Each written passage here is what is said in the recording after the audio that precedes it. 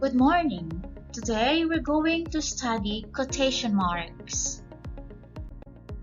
What are quotation marks? They are punctuation marks used in pairs to set off speech, a quotation, a phrase, or a word.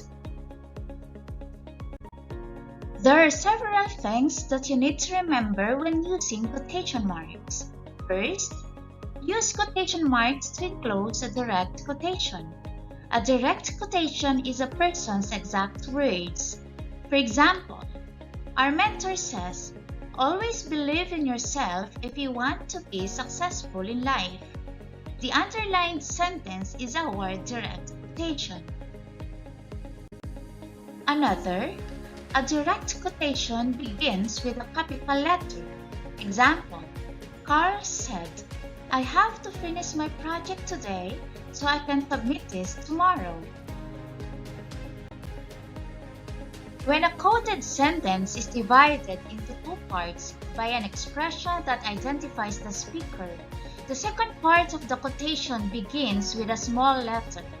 For example, "Can you look after your baby brother?" asked mother, "while I'm at the market?" When the second part of the divided quotation is a new sentence, it begins with a capital letter.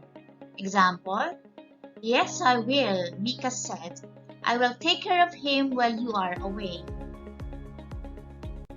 Next is that a direct quotation is set off or separated from the rest of the sentence by a comma, a question mark, or an exclamation point, but not by a period. Next, if a quotation comes at the beginning of a sentence, a comma follows it. Example, "Mother will bake cookies this afternoon," said John.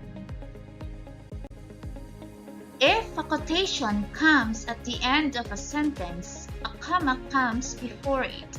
Example, Kate asked, "What makes you say that?" If a quoted sentence is interrupted, a comma follows the first part and comes before the second part. Example, "Oh, Kira commented, Ate Ella will visit next week." If a quotation ends with a question mark or an exclamation point, no comma is needed. Examples, "Does Dennis have dogs?" Dan asked. "He has 3 of them," Christy exclaimed. A period or a comma should always be placed inside the closing quotation. Example, "I can't wait to see Marie's new video," said Julius. "It's supposed to be premiered next week." A question mark or an exclamation point should be placed inside the closing quotation marks when the quotation itself is a question. Otherwise, it should be placed outside. Example, "What time will you come home from work, Dad?" asked Malu. In this sentence, the quotation is a question. That's why you can see that the question mark is placed before the closing quotation marks. Another example, "Who said all the world's a stage?" In this example, the sentence, not the quotation, is a question. That's why the question mark is placed after the closing quotation marks. When you write a conversation, begin a new paragraph every time the speaker changes. Example, the newcomer said, "Why is that man over there sobbing his heart out?" "Because I have just arrived at his hometown and told him that all his goats were lost in a fire." In this example, we have 2 speakers.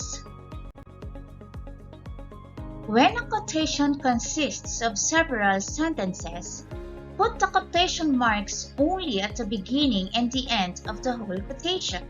Example, "Will you help me with the scenery of our play, Armida?" Susan and Suzette have offered to make the final copy of the script, Jason said. Use a single quotation mark to enclose a quotation within a quotation. For example, read the chapter Digestive System, stated Mr. Cruz. Use quotation marks to enclose the titles of short works such as short stories, poems, newspaper or magazine articles, songs, episodes of television programs, and chapters and other parts of books.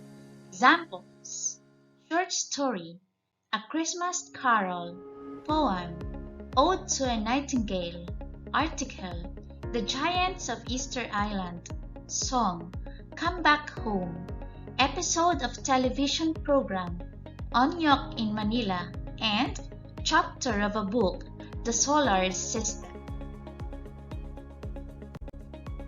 I hope you learned something today. Once again, this is Teacher Riza saying thank you. Don't forget to like this video, subscribe to the channel, and click on the notification bell to be informed of all new videos.